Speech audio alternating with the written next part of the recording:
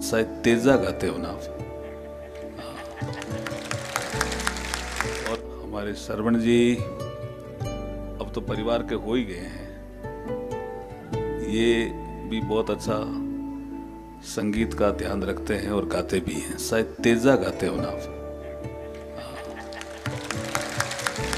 और मैं भी गाने की रुचि मेरी है काफी, लेकिन मैं भजन गायक ज्यादा हूँ, स्वामी जी को पता है।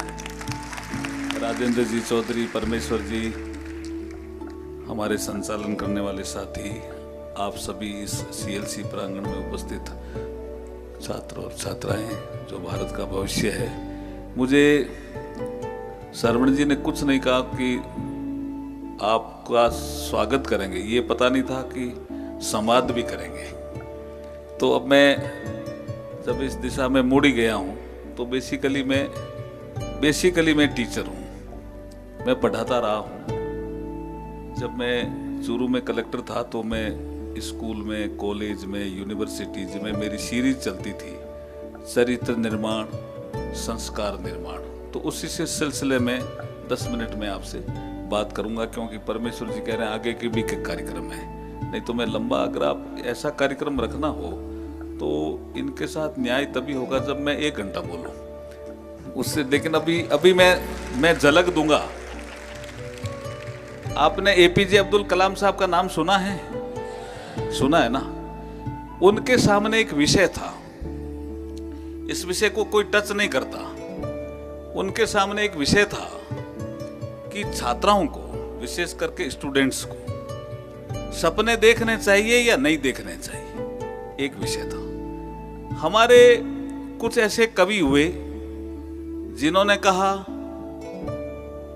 सपने देखने चाहिए, कुछ ऐसे कवि हुए जिन्होंने कहा सपने नहीं देखने चाहिए। जैसे एक कवि थे, पूरी कविता तो मुझे याद नहीं है, लेकिन उन्होंने कहा मनरा लाडू खार कदई सुनियो है कोई धाप्यो।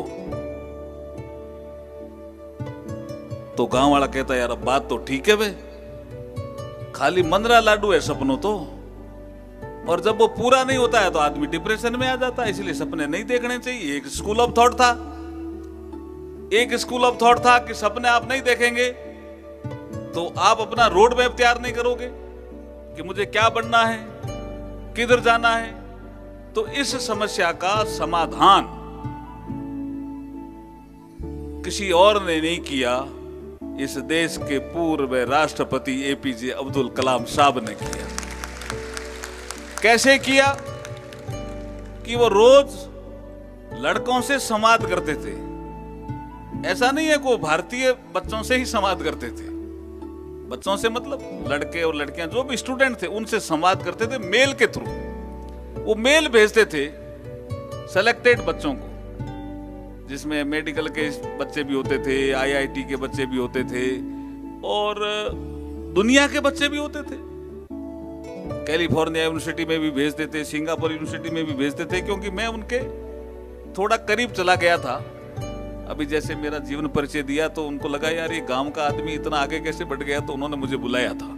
उसके बाद उन्होंने एक पुस्तक लिखी जिसमें मेरा काफी 7-8 पेज का उसमें मेरा वर्णन दिया है, तो मैं उसमें काफी उनके करीब था। तो मैंने कहा साहब आपने ये सब्जेक्ट क्यों चुना? बोला ये डिफिकल्ट सब्जेक्ट था mister Meghwal, it was a very difficult subject. मैंने इसलिए चुना कि लड़के इस दुविधा में रहते हैं कि सपने देखने चाहिए या नहीं देखने चाहिए। तो उन्होंने मुझे एक उदाहरण दिया जो आपको मैं शेयर कर रहा हूं। वो बोला मैं चेन्नई में पढ़ता था, वैसे तो वो रामेश्वरम में जन्मे थे, चेन्नई में पढ़ता था। तो मेरी स्कूल के एक टीचर थे, उन्होंने कहा आज आउटिंग करेंगे। तो दुनिया में और किसी शहर में वो गार्डन नहीं है, लेकिन चेन्नई में एक गार्डन है जिसका नाम है स्नेक गार्डन। सांपों का भी एक गार्डन है, ये आपकी नॉलेज के लिए। इस देश में भी अगर स्नेक गार्डन है तो वो चेन्नई में है। तो एपीजे अब्दुल कलाम साहब भी देखने लगे, अलग अलग सांपों को देख रहे थे, लेकिन उनका मन नहीं लगा। उन्होंने कहा ये सांप तो जंगल में रहने वाला जीव है, इसको बाग में क्यों डाल दिया, और वो लोग कंट्रोल करते हैं। तो उनका मन नहीं लगा, तो वो इधर आ गए, आकाश को देखने लगे। आकाश को देखते देखते उनको ध्यान आया ये पक्षी उड़ सकता है, तो आदमी क्यों नहीं उड़ सकता। फिर ध्यान में आया कि आदमी तो फिजिकल नहीं उड़ सकता, मन से उड़ सकता है। तो वो मन की गहराई तक पहुंचे। उसके बाद ध्यान आया कि उड़ने जैसी कोई चीज बना करके हम भी महान हो सकते हैं। तो वो स्नेक गार्डन देखते देखते उन्होंने जो सपना देखा मिसाइल मैन बनने का, वो पूरा हुआ। इसलिए सपने देखने चाहिए, उनके मन में उस समय आ गया। लेकिन राष्ट्रपति बनने के बाद इस दुविधा का हल जैसे किया, रोज मेल भेजते थे स्टूडेंट्स को और पूछते थे सपने देखने चाहिए या नहीं देखने चाहिए। अधिकतर लड़कों से आता था सपने देखने चाहिए। तो उन्होंने इस स्कूल ऑफ थॉट जो दो चल रहे थे उसको दुविधा को दूर किया और लड़कों को कहा, स्टूडेंट्स को, लड़कियों को, कि सपने देखने चाहिए और सपने बड़े देखने चाहिए। उनका एक फेमस कोट है सपनों के बारे में, किसी को याद है क्या? सपने वो नहीं होते जो आप सोते हुए लेते हो, सपने वो होते हैं जो आपको सोने नहीं देते।